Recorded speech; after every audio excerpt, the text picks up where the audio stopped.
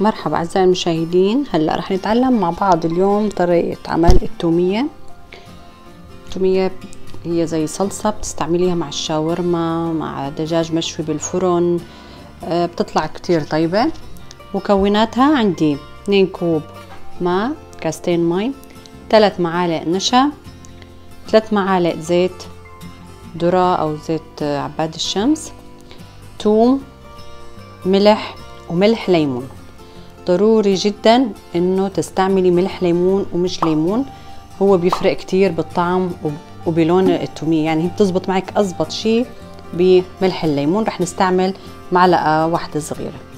اول شي اول خطوة رح نطبخ النشا والمي على الغاز عادي، حنقلبهم عبين ما نحس الخليط صار تقيل، حنتركه يبرد وبعدين بنحطهم بالخلاط. هلا شايفين حطينا المي والنشا على الغاز، رح نحركهم منيح لما تحسي الخليط تقل معك، هنتركه يبرد كتير، وبعدين هنحطه بالخلاط ونضيف له باقي المكونات.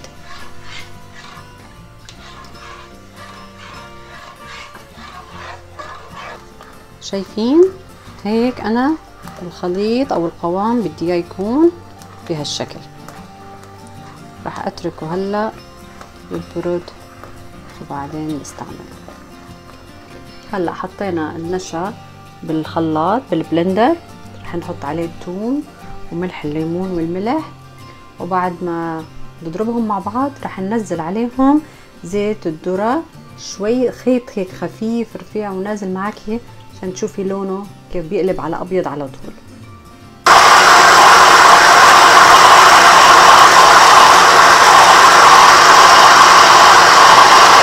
التومية عندي صارت جاهزة، زي ما قلنا بتقدميها مع سندويشات الشاورما او الدجاج البروستد اللي بالفرن او المشوي زي ما بتحبي، تعطيه طعم كتير طيبة للاكل.